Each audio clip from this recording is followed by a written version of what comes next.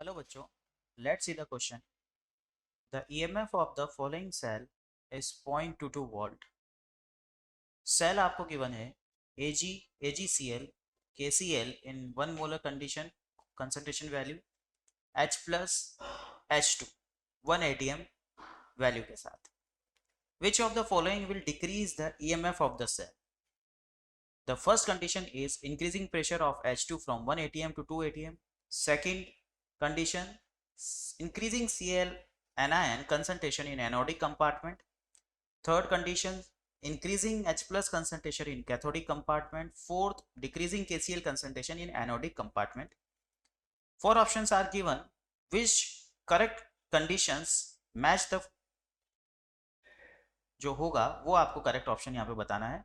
A B C correct है, A D correct है, या बी सी करेक्ट है, या सी डी करेक्ट है. ठीक है स्टूडेंट्स, तो सबसे पहले इस तरह के क्वेश्चन को सॉल्व करने के लिए मुझे यहाँ पर की कंसेप्ट लिखना होगा. की कंसेप्ट क्या होगा? की कंसेप्ट यहाँ पर मुझे जो गिवन सेल गिवन है क्वेश्चन के अंदर, उसके लिए ई इलेक्ट्रोड पोटेंशियल का वैल्यू यहाँ फाइंड आउट करना होगा. ठीक है, तो मेरे पास जो ई सेल की वैल्यू आएगी तो वो मेरे पास यहाँ पर की कंसेप्ट होगी. we have to find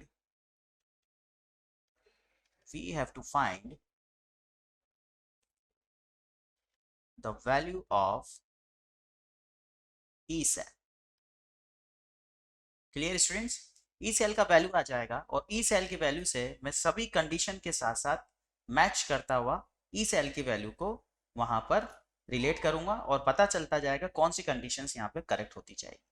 चलिए सबसे पहले अपन यहाँ पर देखते हैं रिएक्शन क्या है. सेल रिएक्शन में यहाँ पर लिखता हूं सेल रिएक्शन. सबसे पहले मैं यहाँ पर एनोड की रिएक्शन लिखूंगा. एनोड की रिएक्शन है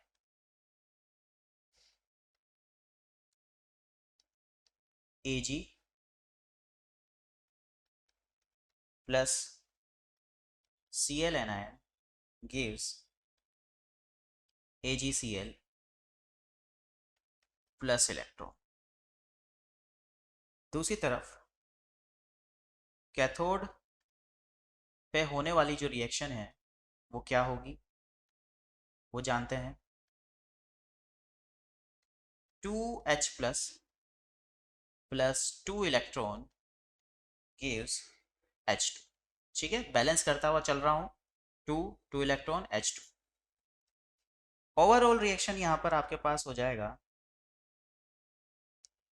पहले मेरे पास क्या था, H2. ठीक है, तो ओवरऑल रिएक्शन मेरे पास हो जाएगा 2Ag plus 2Cl anion plus 2H plus, reversible reaction है, 2AgCl प्लस H2. E का वैल्यू जो है उसका फॉर्मूला मुझे लिखना पड़ेगा. तो यहां पर E की वैल्यू जो हो जाएगी वो क्या होगी, E बराबर E naught minus 0.0591 divide by 2. N कितना है, 2. ठीक है, 2 इलेक्ट्रॉन का वेरिएशन है. इसको भी मैं क्या कर दूंगा, 2 से मल्टीप्लाई कर दूंगा तो यहाँ पे 2 इलेक्ट्रॉन हो जाएंगे. ठीक है, तो ये रिएक्शन क्या हो जाएगा, बैलेंस हो जाएगा, क्योंकि एन क्या होता है, number of electron transfer in a solution. Log PH2. ठीक है, PH2 divide by Cl anion का स्क्वायर अपॉन H प्लस का स्क्वायर. क्यों स्क्वायर है, देखिए भाई, स्टैचोमेट्री. Cl के पास भी 2 है और H प्लस के पास भी 2 है. ठीक है, तो ये मेरे पास E का वैल्यू हो गया. वैल्यू पुट करता हूँ. E मुझे यहाँ पे क्वेश्चन के अंदर गिवन है. E का वैल्यू, EMF कितना दे रखा है स्टूडेंट्स, 0.22 वोल्ट. ठीक है, तो यहाँ पर प्लेस करता हूँ 0.22 बराबर ई नॉट मुझे निकालना है माइनस 0.0591 अपॉन 2. लॉग सबका वैल्यू कितना हो जाएगा 1, ठीक है, यूनिटी। तो यहाँ से ई नॉट की वैल्यू कितनी आ जाएगी 0.22 वोल्ट। 0.22 वोल्ट यहाँ पर वैल्यू आ जाएगा ई नॉट का। अब इस ई नॉट की वैल्यू, ठीक है, इस ई नॉट की वैल्यू को मैं पुट कर दूंगा अपनी इस रिएक्शन के अंदर, ठीक है। बात समझ में आ रही है? जो मैंने यहाँ पर ई नॉट सेल निकालना था वो मेरे पास ई गिवन था, उस वैल्यू को मैंने पुट करा 0.22 और ई नॉट का वैल्यू फाइंड आउट कर लिया 0.22 वोल्ट करके। और यहाँ पर इस फॉर्मूले के अंदर मैं ये वैल्यू पुट करता हूँ तो मेरे पास क्या आ जाएगा, ई सेल की वैल्यू आ जाएगी। क्या हो जाएगा ई सेल का वैल्यू, ई सेल बराबर 0.22 minus 0.0591 upon 2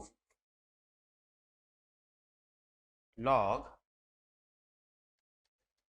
PH2 divide by H plus का स्क्वायर अपॉन Cl माइनस का स्क्वायर। Clear students? ये आपके पास मेन इक्वेशन आ गया। अब मेरे पास सेल था AgCl H प्लस H2, ठीक है ना, ये मेरे पास मेन सेल था। अब मेरे को कंडीशन वाइज चलना है, ठीक है। मेरे पास पहला ऑप्शन था, पहले ऑप्शन में मुझे बोला जा रहा था कि इंक्रीजिंग प्रेशर H2 का 1 atm से 2 atm तक बढ़ाना है, ठीक है।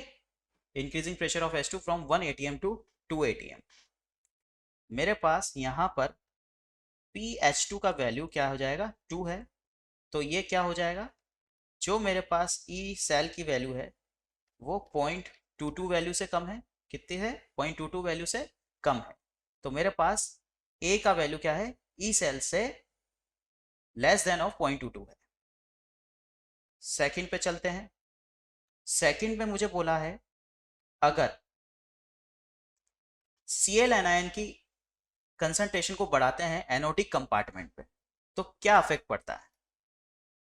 देखिए भाई, अगर Cl एनायन को मैंने बढ़ाया एनोडिक कंपार्टमेंट पे तो मेरे पास जो रिएक्शन है वो क्या हो जाएगा, log PH2 divide by H plus का स्क्वायर अपॉन Cl माइनस का स्क्वायर, ठीक है। Cl का कंसंट्रेशन बढ़ा दूंगा तो मेरे पास ये log PH2 upon H plus square Cl anion की वैल्यू कितनी आ जाएगी, ये नेगेटिव वैल्यू आ जाएगी, ठीक है।